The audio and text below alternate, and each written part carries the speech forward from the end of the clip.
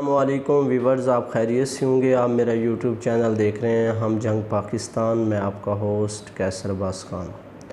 Viewers, آپ سے request ہے کہ آپ میرا یوٹیوب چینل کو سبسکرائب کیجئے گا، لائک کیجئے گا، کمنٹس دیجئے گا اور گھنٹی کے نشان پر بٹن دبا کے تاکہ میری ہر آنے والی ویڈیو آپ تک بآسانی پہنچ سکے۔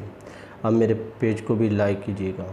اچھا ویورز، آج ہم جس ٹاپک پہ بات کریں گے وہ کل پی ڈی ایم کی طرف سے سپریم کورٹ کے سامنے دھرنا دیا گیا اور پھر 10 دن دھرنا، 1 ہفتہ رہنا تھا اور 1 دن کے اندر ختم کر دیا گیا۔ اس کے پیچھے کیا راز ہے، اس کے پیچھے کیا وجوہات ہیں، دھرنا کیوں دیا گیا، اس کی کیا ضرورت پڑی اور وہ دھرنا کیوں ختم کر دیا گیا۔ دھرنا کس نے دیا اور کس نے اس دھرنے کو ختم کروایا؟ مولانا فضل الرحمان صاحب پی ڈی ایم کے سربراہ ہیں اور اس وقت حکومت جو چل رہی ہے وہ بھی ایک پی ڈی ایم ہے اور پی ڈی ایم اس حکومت کا حصہ ہے۔ مسلم لیگ نون نے مذاکرات کیے مولانا سے اور وہ دھرنا ختم ہو گیا۔ اچھا، دھرنا دیا کس مقصد کے لیے تھا؟ دھرنا اس مقصد کے لیے دیا تھا کہ عمران خان کو کیوں ضمانت دی گئی، انہیں کیوں رہا کیا گیا۔ اچھا بھائی، جب شہباز شریف کے اوپر کیس چل رہے تھے اور اس پہ ایف آئی آر تھیں، اس پہ پرچے درج تھے، تو اس وقت اس کے پرچے ختم کر کے اسے وزیر اعظم کیوں بنایا گیا؟ جو مجرم تھا اس کو وزیر اعظم بنا دیا گیا، جو مجرم تھا اسے وزیر اعلیٰ بنا دیا گیا، جس کے اوپر جتنے پرچے تھے اسے اتنا ہی کرسی سے نوازا گیا۔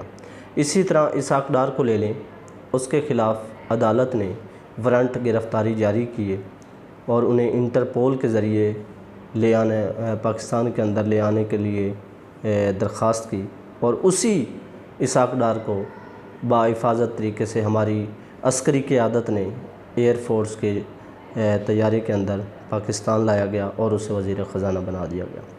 اسی طرح ڈاکٹر عاصم ہیں پیپلز پارٹی کے، اسی طرح شرجیل میمن ہیں، اسی طرح آغا سراج درانی ہیں، اسی طرح خواجہ آصف ہیں، دیگر بہت سے نام ہیں جن کو ہماری اسٹیبلشمنٹ جب چاہتی ہے اسے دہشت گرد بنا دیتی ہے، جب چاہتی ہے اسے وزیر بنا دیتی ہے۔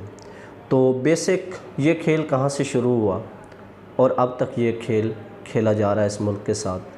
اس ملک کو توڑنے والے کون ہیں، اس ملک کو جوڑنے والے کون ہیں، اس ملک کا آگے لائے عمل کیا ہے، یہ اب ملک کس طرف جا رہا ہے، یہ آپ اور میں بہتر جانتے ہیں۔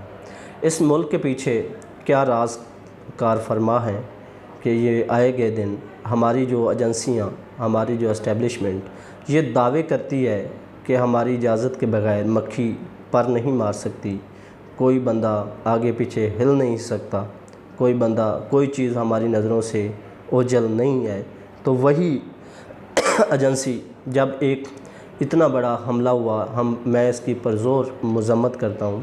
یہ جو 9 مئی کا واقعہ ہوا یہ نہیں ہونا چاہیے تھا۔ یادگار شہداء کی تصویریں جلائی گئیں، اس پہ جناح ہاؤس پہ حملہ ہوا، گورنر ہاؤس پہ حملہ ہوا، کور کمانڈر کے گھر حملہ ہوا۔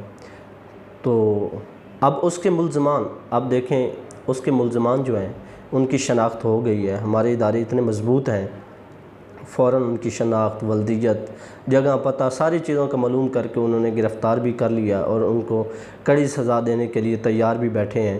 لیکن پچھلے دنوں ایک واقعہ ہوا تھا 3 مینگل میں، 7 اساتذہ کو بے دردی سے قتل کیا گیا، شہید کیا گیا، ان کے اعضاء کو کاٹا گیا، لیکن ساتھ ہی چیک پوسٹ تھی ہماری آرمی کی، تو جوں تک نہ رنگی کہ ان کو پکڑا جائے، نہ آج تک ان کے ملزمان ملے۔ بے نظیر کا قتل ہوا، آج تک ان کے ملزمان نہیں ملے، ان کے قاتل نہیں ملے۔ اسی طرح بہت سارے لیڈر، ہمارے لیاقت علی خان تھے، قائد اعظم محمد علی جناح کو جس طرح انہوں نے تاریخ بتاتی ہے کہ زہر دیا گیا اور زہر کے ذریعے انہیں مارا گیا، شہید کیا گیا، تو ان کے قاتل آج تک نہیں ملے۔ بہت سارے ایسے ہیں جن کے قاتل ہمارے لیڈران اس دنیا سے چلے گئے لیکن آج تک ان کے قاتل نہیں ملے۔ کیوں نہیں ملے؟ اس کے پیچھے کیا راز ہے؟ اگر آرمی پہ اگر ہماری فوج، ہماری اسٹیبلشمنٹ، ہمارے ادارے اگر ان پہ کوئی وقت آتا ہے تو فوراً چیزیں مل جاتی ہیں، لیکن جب عام بندے پہ وقت آتا ہے تو کیوں نہیں ان کو قاتل ملتے، کیوں نہیں ان کو وہ ٹارگٹ ملتا؟ اچھا، پھر کچھ ایسے واقعات ہوتے ہیں جو فوراً رونما ہو جاتے ہیں اور فوراً ان پہ پردہ پڑ جاتا ہے، میڈیا کو کنٹرول کیا جاتا ہے۔ یہ کون کرتا ہے؟ اس ملک کے اندر پاورفل کون ہے، طاقتور کون ہے؟ لیکن ابھی تک اس کے بارے میں نہیں پتہ کہ طاقتور اس ملک کا کون ہے یا کس کے پاس اسٹرینتھ ہے۔ اب اگر سیاستدانوں کے پاس چلے جائیں تو وہ کہتے ہیں ہمارے پاس کچھ نہیں اختیارات۔ اسی طرح عدلیہ کی طرف چلے جائیں تو وہ کہتے ہیں ہمارے پاس اختیارات نہیں۔ تو اختیارات ہیں کس کے پاس؟ یہی وہ عدلیہ تھی جس نے عمران خان کو کرسی سے اتارا اور وزیر اعلیٰ کو اتارا، اور وہ پھر شہباز شریف، اور رات کو 12 بجے یہ آرڈر جاری ہوئے اسی عدالت نے۔ آج پارلیمنٹ اسی عدالت کے خلاف کھڑی ہے اور اسی پہ تنقید کرے۔ کل مریم نے جس طرح تنقید کی ایک واضح ججز کا نام لے کر، آج تک تو پھر جتنی بھی اس سال کے اندر جب سے پی ڈی ایم حکومت آئی ہے اتنی تنقید اداروں پہ ہوئی ہے تو اداروں نے تو کوئی ایکشن ان پہ نہیں لیا۔ لیکن عمران خان کے اوپر کیوں ایکشن لیا جا رہا ہے؟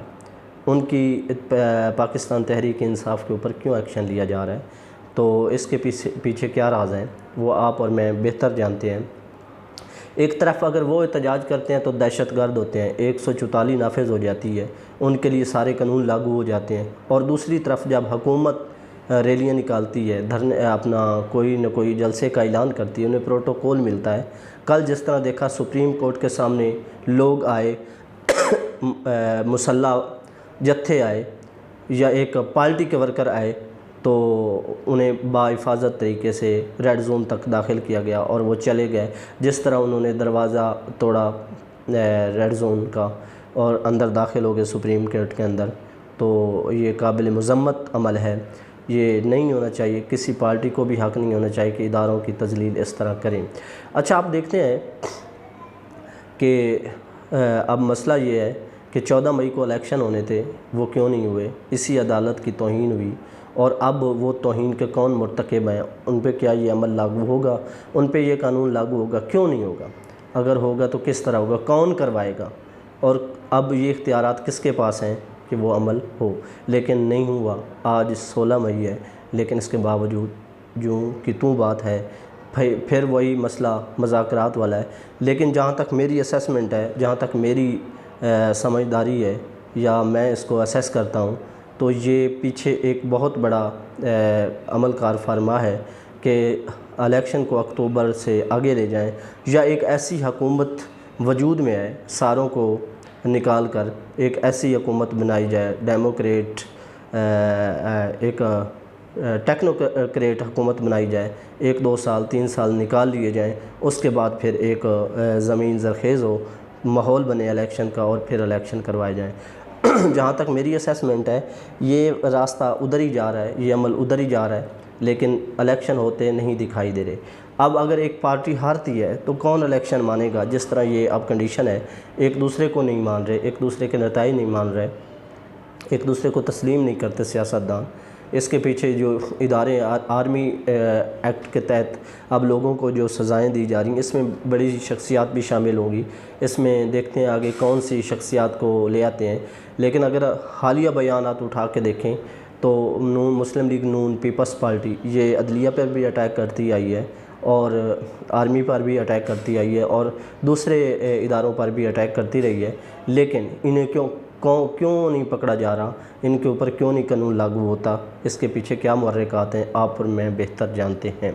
تو ویورز، میری ایک استدعا ہے کہ جو اس ملک کے اندر اس وقت مسائل ہیں، یہ مسائل فوج اور عدلیہ کی مداخلت کی وجہ سے ہیں، یا پھر یہ عوامی مداخلت کی وجہ سے ہیں، جو عوام کے اوپر ٹیکس لگائے جاتے ہیں۔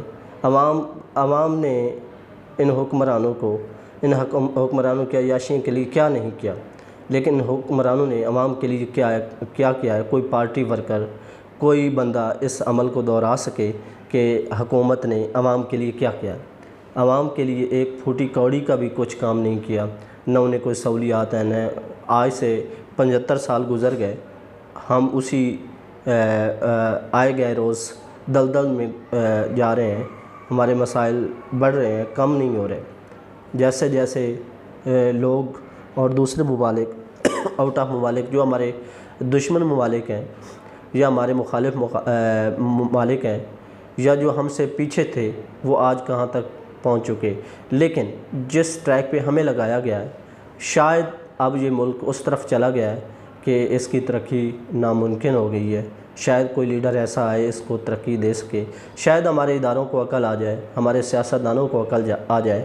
سارے مل بیٹھ کے اس ملک کو بچائیں، اس کے آئین کو بچائیں جو اب تک آئین کی دھجیاں اڑائی جا رہی ہیں.